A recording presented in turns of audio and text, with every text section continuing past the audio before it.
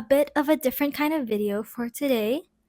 I was editing my vlog that if you're looking for a vlog, it's going to be up in a couple of days.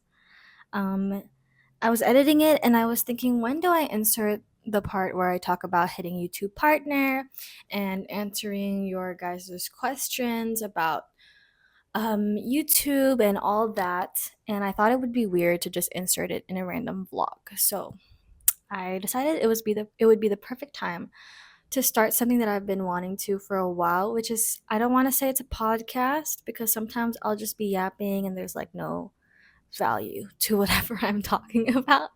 Um, I think the vibe is more like a FaceTime together. I'm barely gonna cut anything out. And yeah, it's just gonna be us chilling, talking. So get a snack, get your drink, and if you're interested in hearing me yap, that's what these like FaceTime sessions are for.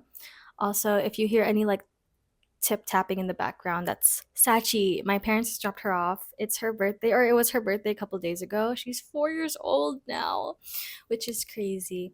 But yeah, I thought I would start this series by answering you guys' questions because the other week I hit YouTube partner, which is insane. So basically, what you need to hit YouTube partner is 4,000 watch hours and at least 1,000 subscribers. And it's kind of insane that I even hit 4,000 watch hours. I think honestly, it's because my videos are quite long, like 15, 20 minutes kind of long, and because my views don't get super high. Like I think I've maxed, or like I've the highest views I've gotten is like 3,000, but because the video is kind of long, it really adds to the watch hours for that. So look, she's right there, she's in the background, she's exploring right now. And I think that's mainly the reason. But just to give a little bit of background, I don't know if I talked about it in a previous like Q&A, but I've been doing YouTube since I was a kid, like literally 8 years old doing YouTube. Had no business being on the internet, but there I was. And it's always been something that I've had a lot of fun doing, just like making random videos and posting it on the internet. Maybe not a great idea to do that when I was like 8 years old and like really young and vulnerable, but yeah, it's something that I kept on dropping and then coming back to. And, eventually I always find my way back to YouTube vlogging and editing and making videos. I think my most active before now was like when I was in college. I used to do like study with me, school supplies hauls, um, kind of just like college related videos. And I think I remember a few people commenting that they remember me from that time, which is crazy because it was like 3 channels ago. Like I've made different channels every time I like decided I'm gonna get back into making YouTube videos. And this is my most the current channel that I'm using is the most recent one. I started this in 2022 when I moved out for the first time. I moved into a condo in BGC because um, my first job back in 2021, I started during the pandemic, so we were working from home. But in 2022, they announced back to office, so it was the time that I started to really look into getting a place in the city. My brother was also working in the same area as I was, so um, basically, I was living with him kind of during that time. So that was basically like why I started filming and vlogging, because I was living alone and getting to do a lot of these new things in that new chapter of my life. And then afterwards, I was kind of on and off with vlogging because I was also streaming. I was also starting a full time job, and it was just something that I ended up dropping after a while. But last year, like around July or August, I picked it back up again because my sister inspired me a lot because she got back into vlogging, and I missed vlogging. And I decided, you know what, maybe someone out there is interested in my life, even if it's kind of repetitive, or like I'm kind of just working from home a lot.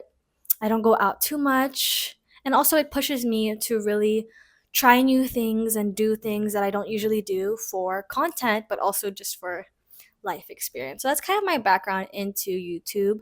I was monetized before in my previous channel, the one that was like related to like college stuff.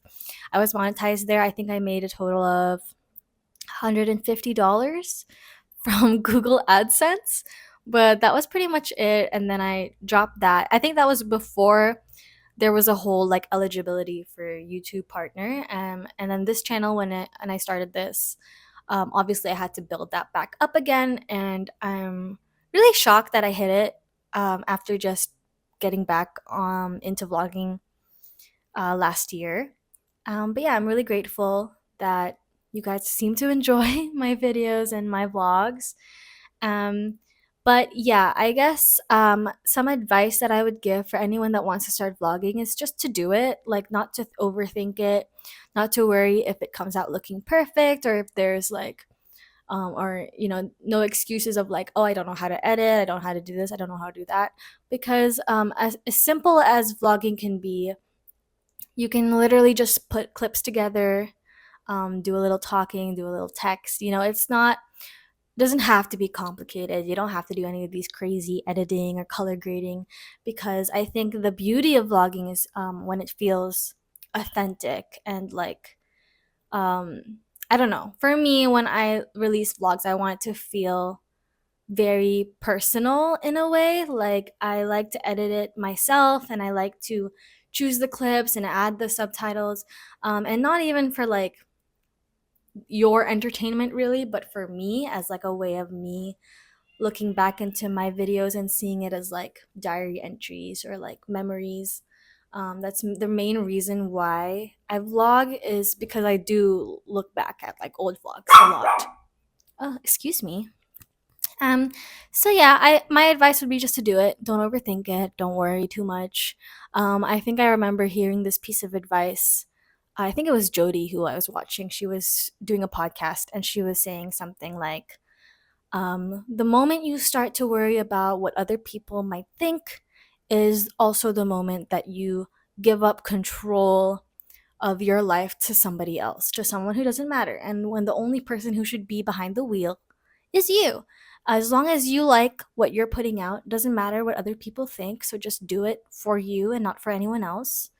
And I thought, and like that really stuck with me. So yeah, that would be my advice for anyone who wants to start vlogging or to start making content, is really to just do it. Like, it's the most simplest piece of advice, but it is really true. I'm gonna go back into an Instagram story that I posted where I asked people for questions. So let me just find it. Okay, here it is. Okay. All right. So somebody asked, how many hours does it usually take you to edit your videos? It really depends. It depends on how much time I have. I'm doing like three things at the moment. I'm doing like content creation.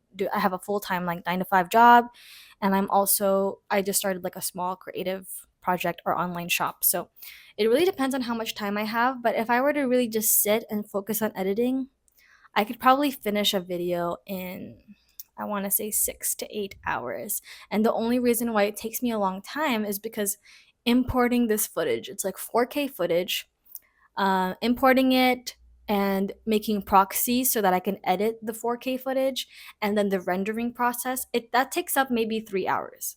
If we're just talking about the editing part, I can finish a video in 3 hours maybe, like maybe even two. But a lot of the time it's taken because of the rendering, the importing of footage.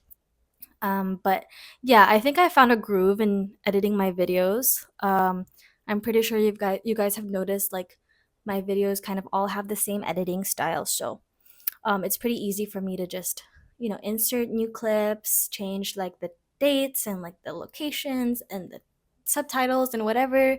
So it's really easy and quick for me to, my hair is crazy, to edit the video. Sometimes I start to overthink a little bit about the clips that I have, and like, is it good enough quality? Does it match the vibe? Does it look off? But I just kind of go off of like telling a story, kind of. I don't know if that's a bit too dramatic, honestly. It's more of just like making sure that everything makes sense. It's like a part of my life. I think using dates and times and location marks are always nice because it gives you a sense of like, oh, where is she? What time is this? What is she doing? Blah blah blah. I don't know. Maybe I'm just overthinking it, but yeah, that's kind of how I edit my videos. Somebody also asked, how long did it take you to reach this milestone? Um, if we were just to count like when I started being active again, that was July. So like August, September, October, November, December. 6 months. 6 months of like collecting the watch hours and the subscribers. But I would say that I don't know, I just haven't been consistent with vlogging until 6 months ago. So I don't know if I can count like all the years that I've been on YouTube. I'm just gonna say 6 months of consistency. Consistency, because sometimes I upload like once a month. Um, so yeah, and then somebody asked, how do you overcome the fear of being seen or perceived online? I think it's something that you have to build with time of being on the internet. Like I've been doing YouTube for a while. I've been streaming, or I was a streamer before. So it's kind of like I've been putting my life out there on the internet for people to see and have opinions on. But I think just like, especially lately, like in the past few years, I just stopped caring. I just stopped caring what people think. Like I definitely had a phase in my life where I would be too embarrassed to share certain things or to talk a certain way. Like even talking like this, I would probably end up scratching the video because I would think that I talk too much. Nobody cares what I have to say or think. But yeah, I just stopped caring. I just started posting for my enjoyment, really. Like if I want to have this as a memory and keep it in the form of a vlog, I will do it and not really care what other people might think, or if they think I'm cringe, or if they think I'm talkative, or they think I don't have any, if I don't make sense. Like it doesn't matter because to me, it's for me. Like I watch my old videos a lot, and maybe that sounds a bit like narcissistic, but I see it as like, you know, when you watch like old home videos, that's kind of how I feel, especially with my really old vlogs like 2016. It's just crazy to see how much I can change every year. So even I'll look back at my old videos and think that was really cringe. Like, why did I post this? But at the time that I posted it, I liked it. So I kind of just kept to that. I kind of just kept to like, during that time that I posted it, I liked it. And I might not end up liking it a year from now. Like, I might end up thinking this video right here is cringe a year from now. But it's always a good way to see it. Like, during that time, like during this time right now, I want to upload this. I want to say all these things and I want to share this with you guys. So yeah, I just stopped caring really. Like I think again back to like the quote from Jody, um once you start caring about what people think is the like moment you give up the wheel to other people who don't really matter. Um okay. And then somebody's asking, how much is your income every month from your corporate job and content creating? I don't make anything from content creating. I would say there's no stable income from content creating. I think I've had a few like one off deals of like, I think it can range from like 3,000 pesos to like 5,000 pesos. But I wouldn't really consider it a stream of income because I don't make anything. Most of my income, actually, I would say all of my income comes from my day job. And I've been working for about 3 years. So yeah. Um, what motivates me to keep doing these videos? Honestly, again, because I like looking back at my videos. I have a really bad memory, so sometimes videos and photos are what remind me that I did certain things. So I like to document them in the form of vlog. And I also really love to edit. Editing is so therapeutic to me. So it kind of just goes hand in hand. Memory keeping and editing equals a vlog. Okay, and then I think I have a few questions as well from YouTube. So let me go into that. All right. Yeah, just a few questions here. Somebody asked, how do you edit and what apps do you use, the GIF, fonts, etc.? Because every little detail of your vids are so cute. Thank you so much. I love any compliment when it comes to like editing and my vlogs because I do put a lot of thought and work into the way I edit my vlogs. But I use Premiere Pro. Anything that you see, like the little location or dates, like on the corners, I just edited that on Premiere Pro. And it's as simple as like having a shape and then inserting like the emoji of the calendar and then putting text. I use the same font that Apple uses, like on the MacBook, to make it look real ish. But yeah, I just do that all in Premiere Pro. Fonts, yeah, I just use the fonts that Apple uses. I think it's called San Francisco. Another question is, do you see yourself maybe a few years from now quitting your corporate job and just doing content creation full time? Or do you want to stay as a passion hobby? Definitely not going to be quitting my corporate job anytime soon. One, because I do love my corporate job. Like, I have a lot of fun um, growing my career and just learning in terms of my corporate job. So I just don't think it's something that I even want to let go of right now. But also, it is my main source of income. I do not earn much from content creation. So I really don't see myself doing it full time. Like, I wish if there comes a day where I'm earning a very stable income from content creation, and maybe I'm not as satisfied or fulfilled with my corporate job, then maybe. But right now, I really don't see that happening anytime soon just because I love knowing where my next paycheck is coming from. Like, I love stability and I also just really enjoy my corporate job, which is very rare and I'm very lucky to say that. I know there are some people who just do their corporate job for the money. I'm blessed enough to do it for like a good pay and also because it's really fulfilling and I really enjoy it. But yeah, content creation is a passion or a hobby for me, so I don't really want it to be my source of income because it would be too much pressure. Like, I just don't want to see content creation and like YouTube like that. Right now I'm just doing it for fun.